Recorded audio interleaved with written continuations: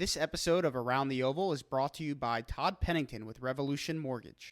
Hey, Ohio State fans, Alex Gleitman here, back with another edition of Around the Oval presented by Todd Pennington with Revolution Mortgage.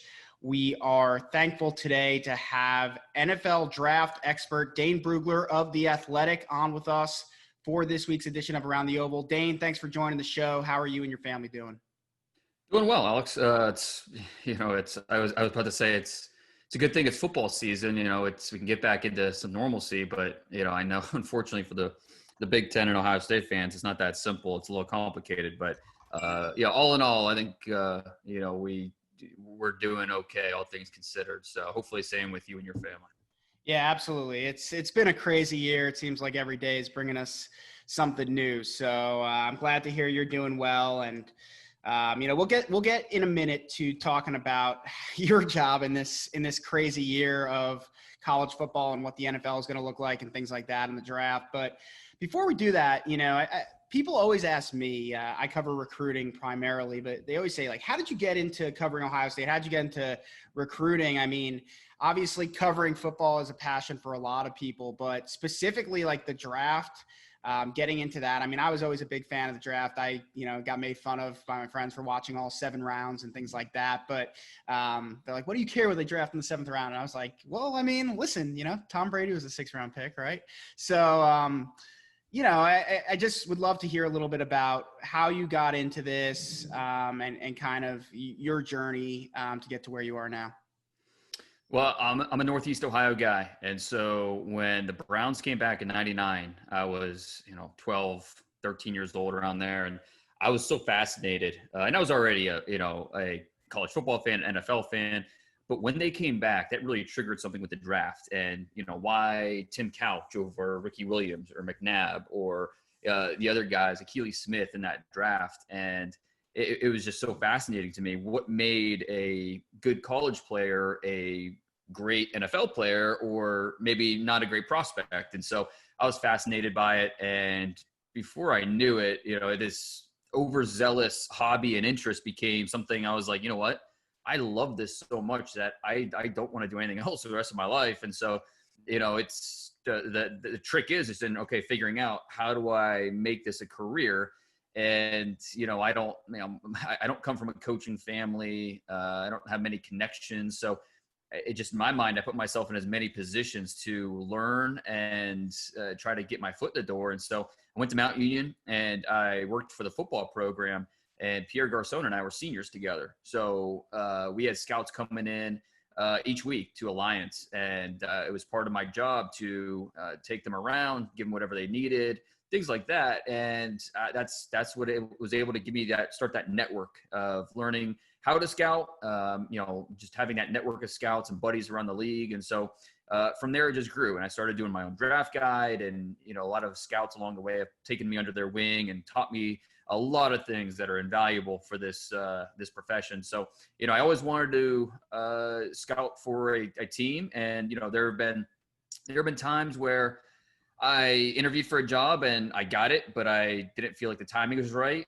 or the situation was right. And there's other times where I interviewed and I didn't get it, and I was heartbroken. So, but now that being on the media side is really interesting, and it's actually kind of like it more now that I have my own family. I don't have to worry about being on the road 200 days out of the year. I'm able to, cut that a fraction of that on the road. Most of it is, watching film, things like that. So the media side is something I never really considered, but I really enjoy it. And I'm thankful for The Athletic, because they have given me a platform to really take my passion and run with it. Yeah, absolutely. I mean, I certainly enjoy reading your work every year. Leading into the draft, I think you do a great job. So it's pretty cool to hear how you ended up that way. When you were with Pierre Garcon, mm-hmm. Were you like, this kid is this is like, did you know, or was it kind of a little bit, like he could play, but I didn't right. do that. I mean, it helps to have Peyton Manning, right? But like, I mean, what did you think when you were there at Mount Union with Pierre? Oh, I told every scout that came through, I was like, this guy's a player. I mean, he was so obviously the best player in the field. And that's what you would expect from a guy like that playing at the D3 level. And that's the toughest part about evaluating small school guys is he's going up against players who, are future accountants and dentists and, no one that's going to sniff the NFL. So how do you possibly evaluate a talent like this who's dominating, but he should dominate because he's facing inferior competition. So I think that was the biggest reason why Pierre, he still got drafted, but he was 5th, 6th rounder. But no, I was sold because I had a chance to see him every day in practice. The way he went about his business, it just had that, he knew the opportunity that he had in front of him, and, just a really good athlete. And so I was sold on him, and I told every scout that came through, you gotta believe in this kid. And the Colts pulled the trigger, and I think they were really happy with what they got from him. Yeah, definitely. And, he obviously did pretty well, and the contract he got in Washington was pretty nice too. So that was cool to see. Obviously, you had a firsthand view of him, but when you evaluate all of these guys, there's so many, what do we have, 130 basically FBS programs. And then on top of that, there's all the FCS programs, there's the D2s, there's the D3s. And I think now more than ever, you're having teams open to drafting some of those lower level guys. What is your process? How do you are you going out and watching some live games? Is it all film? Is it clips? Are you watching full games? Like, how are you what's your process in evaluating prospects? Well, it starts in the summer, May, June. That's when, my summer is basically I'm hunkered down in my office watching film. And I'm to get that base, the foundation for the upcoming senior class, some of the notable underclassmen that are coming out. And then so that way you enter the season with a foundation of understanding, okay, this is his strengths, his weaknesses. This is what you want to see from him this year.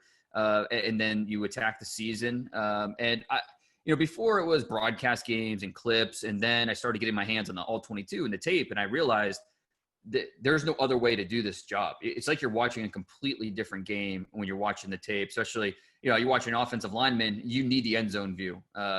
It's imperative to fully understand what the player can do, having that end zone view. Obviously, receivers, corners, safeties, having that all 22 is so important. And so that most of my job is the film and breaking it down, understanding what the offense is asking about a player, what the defense is asking about the player, and then seeing them, what they can do, and trying to project them forward.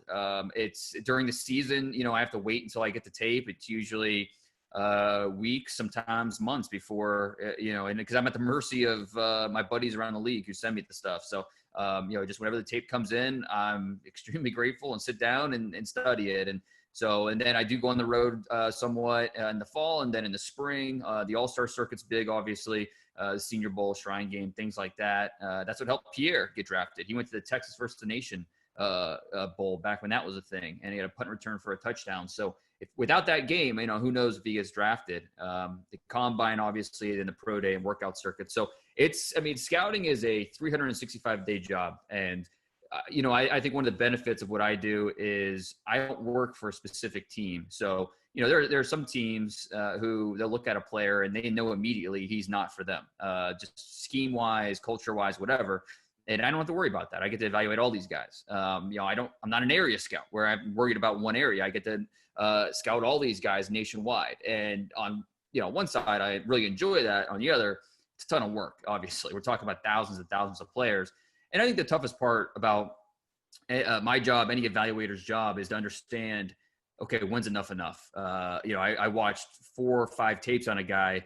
Do I know who he is, or do I need to watch another one? Do I need to watch one after that? Because there's only so many hours in a day. You can't possibly watch every single game. It's just not possible. And so knowing and understanding when you have just a good understanding of a player's body of work and who he is, that's something that I think is a constant learning thing for me that I'm trying to work through. And quarterbacks, you want to see more than maybe other positions. Maybe a corner, you have a better idea after only 3 tapes. But a quarterback, you want to see 8, 9 double-digit tapes before you can fully understand it, just because the position, there's so much asked of it.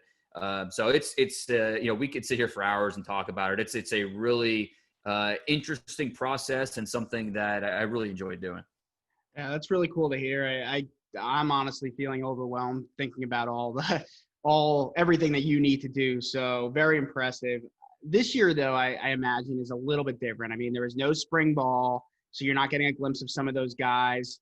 I mean, obviously we're Ohio State, site and podcast here. So a guy like a Seven Banks or a Cameron Brown who can step into that cornerback role opposite of Shawn Wade, you're not getting that first look at him in the spring. And, if there even is football for Ohio State this fall, I mean, you're potentially getting a guy who didn't get those reps that most guys other years would. So maybe you're not getting the best look at him. And then on top of that, you're going to have, right now, it looks like the Pac-12 is not going to be playing in the fall.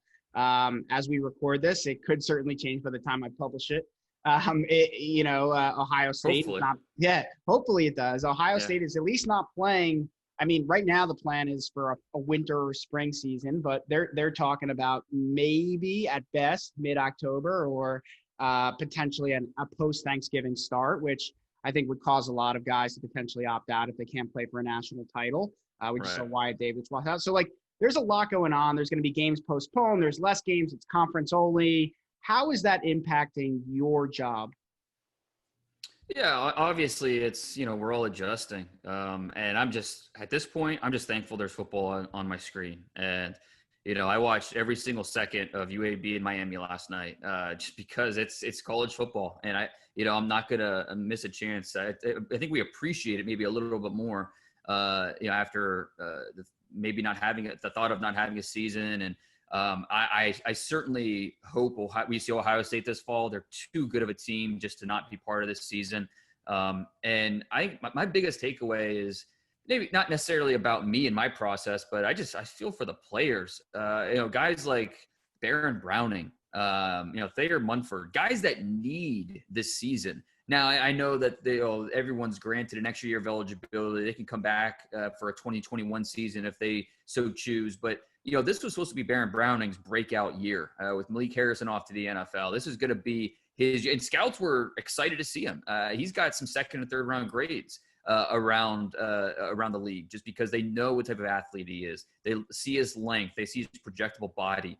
They see a guy who's ready to emerge. And Munford is a guy that has talent, but he's been so inconsistent. He needs to put on tape some consistency. And, maybe he was ready to do that as a senior and go from a late round pick to maybe a mid round pick or even a top 100 guy. So hopefully we get to see these players on the field, not only for, my benefit and the benefit of NFL teams are trying to figure these guys out, but just for these players to give them a chance. And, I've been critical of the Big Ten and the commissioner and, doing what they did, making the decision that they did. I understand what their intentions are, but, the Big Ten should be playing football right now. And it's just hopefully we see them here soon enough. And, it's something that I feel for the players, especially these seniors who have a chance to get drafted and their NFL trajectory could be altered a little bit because of what's going on. Absolutely. I mean, put any of your personal, political, whatever beliefs aside. I mean, if Miami and UAB are playing football, if Central Arkansas and Austin P are playing football, why isn't Ohio State playing football? I mean, it's pretty straightforward. Now, we could get into that for hours, but I wanted to talk about Ohio State draft eligible guys. You talked about Thayer, talked about Baron Browning. It was interesting to hear those thoughts. Want to just run down a list of some guys who I would love to hear you talk about. Justin Fields.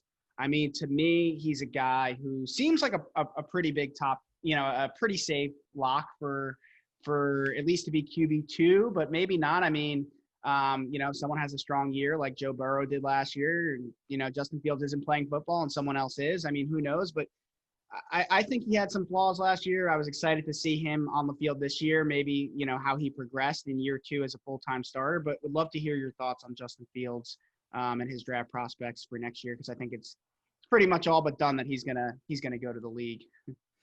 Yeah. And I don't think anybody will blame him for that. I think Trevor Lawrence is pretty much settled in as quarterback 1. And then it's Justin Fields or Trey Lance duking it out for that second and third spot. I think both can be top 10 picks.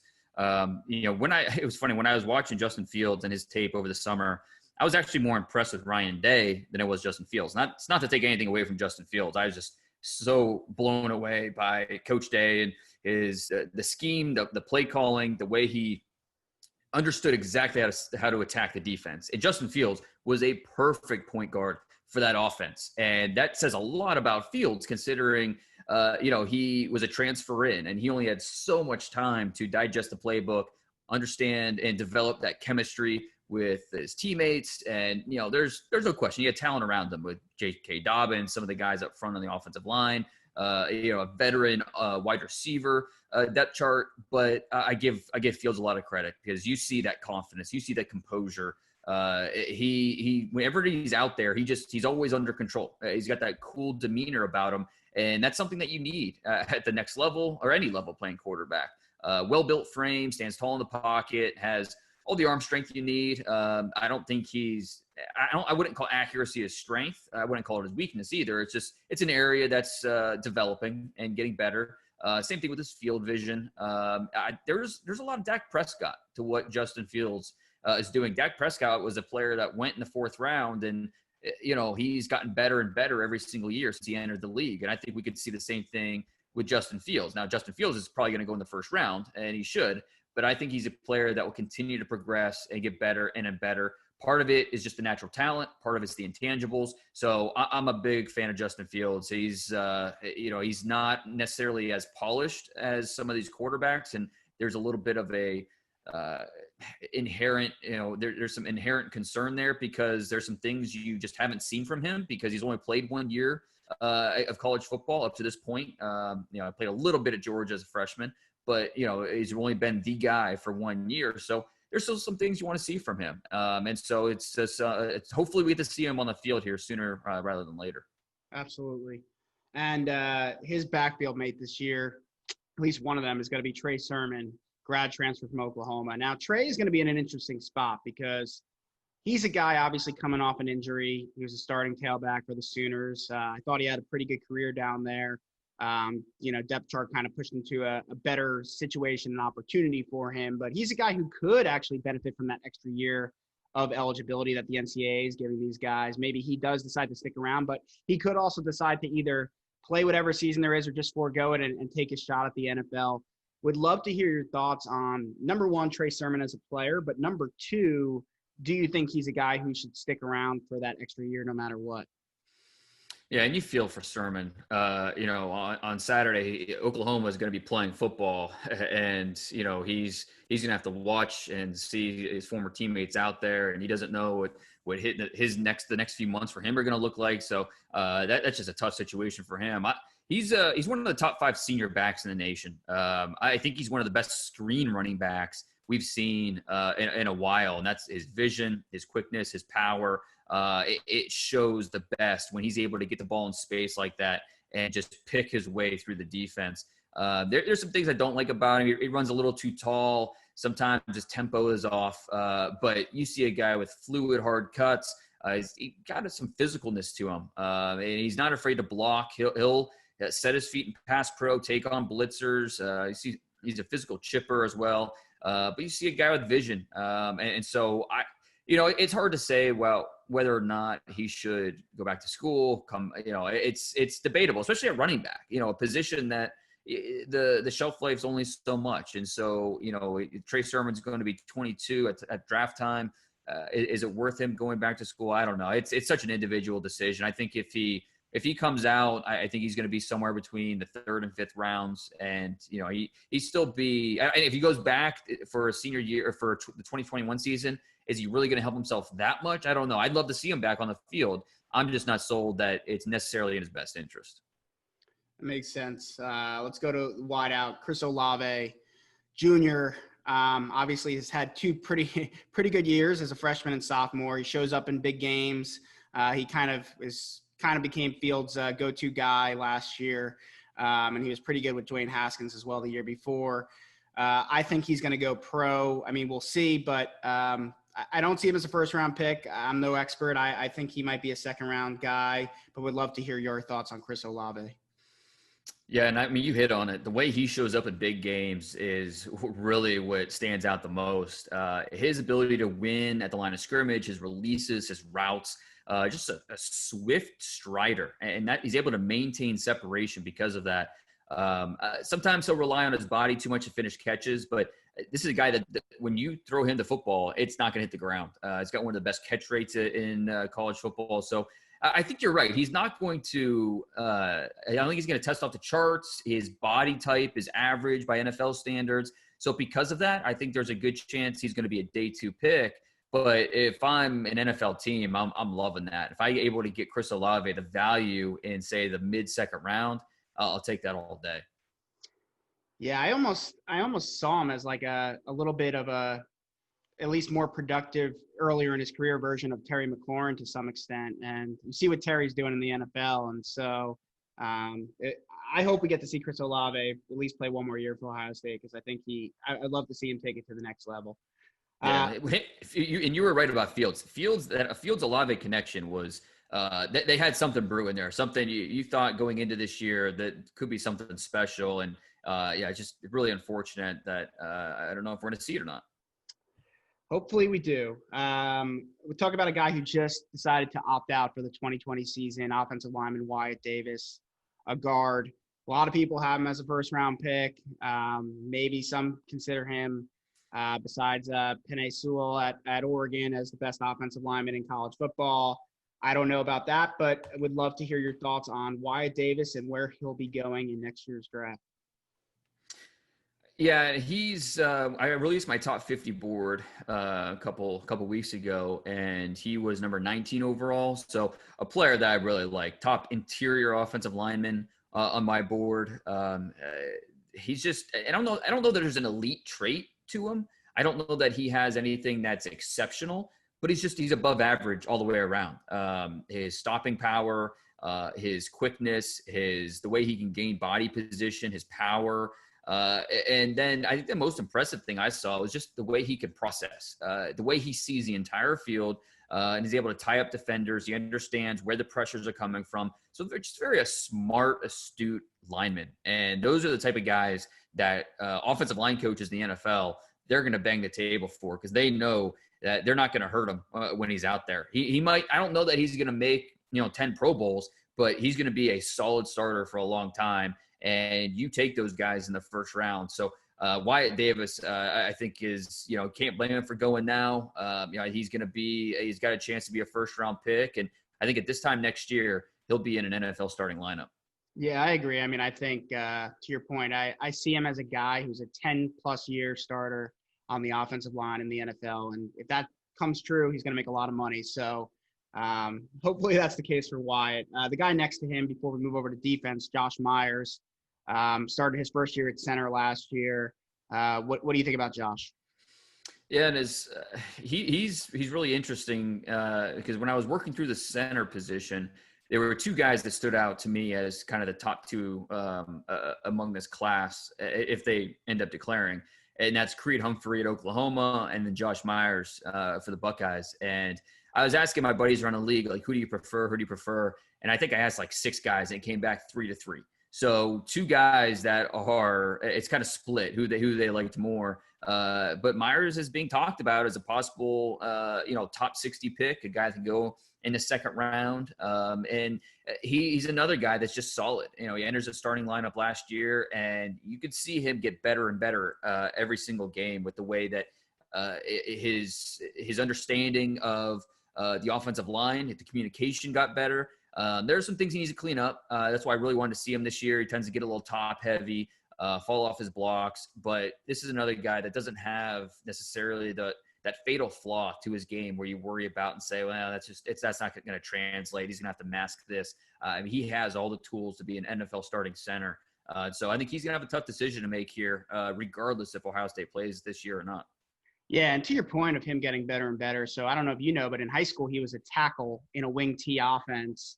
And so he didn't really have much protection or much pass pro experience in high school. So that's something he's getting better and better. And he didn't play center until he got to Ohio State. And even then it was like, is it going to be guard? Is it going to be center? And it ended up being center. So I think to your point, with the more football he plays, the better he's going to be. Which to me, from a draft perspective, you can see the ceiling there. I mean, obviously those guys don't want to spend a ton of time teaching the position to these guys on an individual basis, but I think that could bode well for his draft prospects for sure. Moving over to defense, we talked about Thayer Mumford, we talked about Baron Browning. Another guy who I think really needed this year was Jonathan Cooper at defensive end. Would love to hear your thoughts on Coop. I mean, he's a tremendous leader. I think he's obviously got some really interesting pass rushing traits to him. Not so sure about him against the run. I think that was what I was really excited to see this year. Did he get bigger? Did he get better against the run? Because I have seen improvement there, but would love to hear your thoughts on Jonathan Cooper's draft prospects. Yeah, and another guy you feel for, after sitting out the end of last year to maintain his red shirt, come back for this one final ride, and for it to be kind of disrupted like that, it's tough. But and I think he needed this year to prove that he's a draftable player. Right now, he's on the outside looking in as a PFA, and so there's talent there, no question. I mean, he's a hard charging edge rusher, gives a lot of effort. You see the motor. And I think he's a smart player. He focuses on his responsibilities. He's not a guy that's just going to flow with the ball. He knows what his responsibilities are. He stays alert. You see that on some backside fakes and things like that. He's a smart player, assignment sound. But there are some times where, you can see he's still understanding what to do with his hands. There's some wasted movements with his setup and, the move-to-move transition that you want to see from a pass rusher. He just doesn't quite know what he's doing yet. There are plenty of times we saw hands at the face. He's just his rush plan is a little too wild right now. So Cooper was the type of guy that could really benefit from his senior year. It's why he came back to school, and he's going to have a tough decision to make now about whether just to take his chances in the NFL or maybe come back in 2021. Yeah, a guy next to him who I'm really high on. I think he'll definitely come back for his fourth year. But, a lot of people were talking about if he had a big year, maybe he could go, would be Tommy Togiai. He's originally from Idaho, big defensive tackle on the inside, probably be a one tech, at Ohio State. We've seen him in rotation. I thought he's looked pretty good, but what are your thoughts on Togiai? Yeah, and I saw a scheme versatile player. I think a lot of times we see these tackles and they're, either a big hulking nose or maybe a little undersized, and they're very scheme specific. I thought Togiai was a guy that I saw him bounce gap to gap. I saw him, I saw the effort and the range that he has on some of these plays. And so that's what really jumped out to me. Not only the power and what he can do in hand-to-hand combat, but his movements, pretty impressive for a guy that size. So I wrote his name down as a player that I still think we don't know a ton about, but the flashes that we've seen are really impressive, and eager to see what, a better sample size from him. But he's definitely a guy where you see the trajectory and it's pointing up. Yeah, I'm excited to see him. I think he could have a really big year as kind of the guy at defensive tackle for Ohio State. They lost a lot of veterans from last year's team. So really excited to hopefully see him this fall. Two more guys on the back side of the defense that would love to talk through before we kind of wrap up.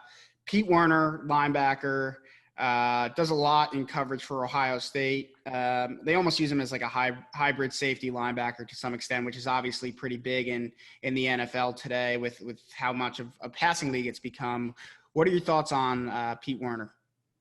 Yeah, and that versatility is so key. That's what the NFL is looking for. They're looking for 3-down linebackers, guys that can play in any situation. You don't have to worry about making sure they're off the field and certain personnel sets. I mean, he's the type of guy that teams are interested in as a top 100 pick. So he's in that conversation with North Carolina's Chaz Surratt and LSU's Jabril Cox and his teammate Browning to be the first senior linebacker drafted somewhere likely on day 2.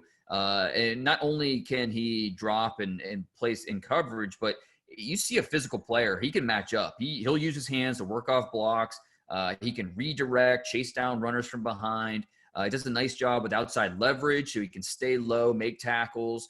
There are some times where you see him get a little stiff, a little rigid when he's asked to drop and cover a ton of ground.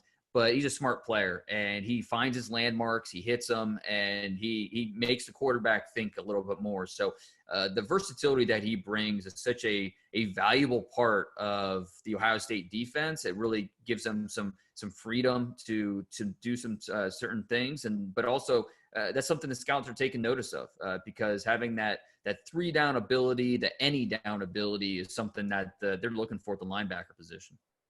Yeah, definitely. And last guy is Shawn Wade. I think a guy everyone's obviously super familiar with.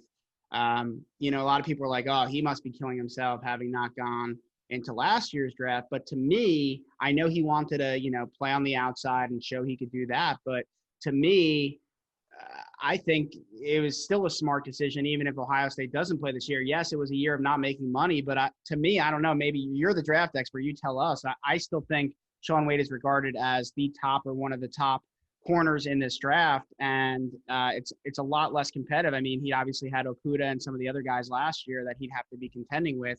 I still think he's in a good position, whether the Ohio State plays or not this fall, to be a first rounder and maybe the top cornerback off the board. What are your thoughts, Dane? Yeah, Shawn Wade's really tough because he was an inside only corner, play a little safety, a little nickel. I mean, that's what he was asked to do. And, no fault of his own with Okudah and Arnett, both outside corners. But yeah, I think he made the right decision coming back and being an outside guy full time and showing that he could do it. And unfortunately, he might not be able to do that. But I think his skill set is better suited for the outside because he's a good-sized player. He's not afraid to get physical. He's got ball skills.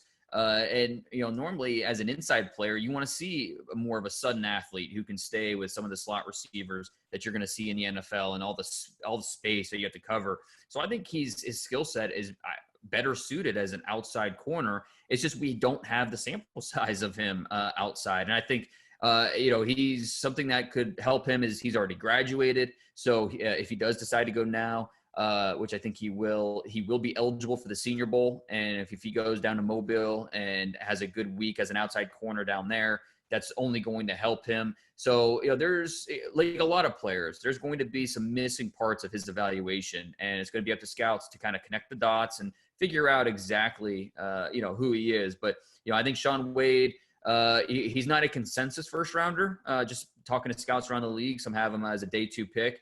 But I think when it's all said and done, he's got a very good chance to go in the first when you consider the position that he plays, the fact that he played at a high level as an inside player and should only get better when you bump him outside. Yeah, that's interesting. I mean, I hope for his sake then Ohio State does play at some point this fall. He gets, even if it's 8 games of film playing on the outside, that'd be awesome for him. But 2 guys that are not going to be draft eligible that I wanted to hear your thoughts on. And then anyone else that you think is worth mentioning before we let you go. Garrett Wilson is going to be a sophomore wide receiver this year. Zach Harrison, sophomore defensive end. I think those are 2 potential first-round picks down the road. 5-star recruits. So would love to hear your thoughts on what you've seen out of those guys, and obviously just, small sample size, as well as anyone else you have your eye on Ohio State's roster for the future. Yeah, to be honest, I don't focus a ton on these freshmen just because there's only so many hours in a day, and so I got to focus on draft eligible guys. But yeah, I don't know how you could watch Ohio State and not notice number 33 when you're watching that defense. At Harrison, he was going up and down the field. You saw power, you saw effort. If the way he played as a freshman, I mean, he is going to be definitely a player to watch. He's definitely on the radar already. And then Wilson, for what he did as a true freshman last year, you saw a guy that the way he can elevate, make plays in the air, he's just a tough guy to cover. And so it's really looking forward to see Olave and Wilson this year. Hopefully we get a chance to see it later this year because those guys have some special to them, and it's going to be a lot of fun watching them develop and get better and better each year. Awesome, Dane. One more question before we let you go. Curious your thoughts on Dwayne Haskins this year. Year 2 in the league. I thought he had to go because he was a first round pick when he went, but I thought he could have used another year of seasoning and coaching by Ryan Day. And I thought, he would have been best off in a situation in the NFL where he could sit for a year or 2, learn behind a veteran, and then take over. Obviously, he kind of got thrown into a fire. I thought it was a complete mess of what Washington was last year. But he's got Ron Rivera this year. He is the guy, unquestioned. He's had a whole offseason. He's got himself into better shape, it looks like, physically. Would love to hear your thoughts on Dwayne Haskins and his outlook for not only this year, but I guess the remainder of his NFL career.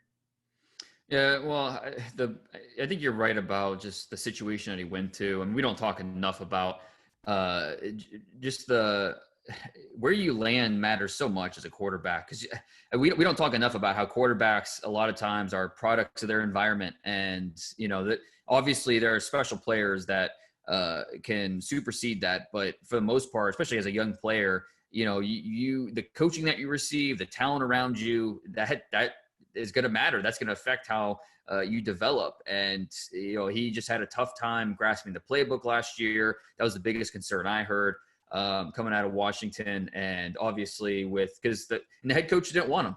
Jay Gruden did not want to draft Dwayne Haskins. And when you have a head coach that's probably on his way out, didn't want to draft you, I mean, how much are you really learning in that first year? And there's only so much you can do. So this is going to be an interesting year for him to see how much of a jump he can make in his development. How much better is he with and it's a tough situation with a new head coach and new coaching staff, and yet with the pandemic and everything, there's limited time for him to be on the field, incorporating everything that the new playbook and everything that he's been coached to do. So he's just in a really tough spot, and I hope that they give him a little bit extra leash because they understand the situation and everything he's been through. Because I was a big Dwayne Haskins fan. It's a matter of, obviously all the physical tools are there, size, arm strength. Not the best athlete, but he's manageable in that space to at least have a little bit of mobility to not be a statue back there. It's all about him grasping the playbook, understanding coverages, and then relying on the talent around him to get the job done. There's some cracks on that offensive line. They're going to be tough to overcome. But is Terry McLaurin out there? That should be a fun combination to watch if they're able to click and find any type of chemistry this year. Absolutely. Well, thanks again, Dane, for joining Around the Oval, presented by Todd Pennington with Revolution Mortgage. We appreciate your time, and we'll let you get back to watching some more film. Anytime. Thanks, Alex. This episode of Around the Oval was brought to you by Todd Pennington with Revolution Mortgage. If you've been thinking about refinancing or buying a house, check out our sponsor, Todd Pennington with Revolution Mortgage. They offer low rates for refinancing and home purchase loans, including first-time home buyer programs, down payment assistance, and cash-out home equity loans. Check out revolutionmortgage.com/tpennington.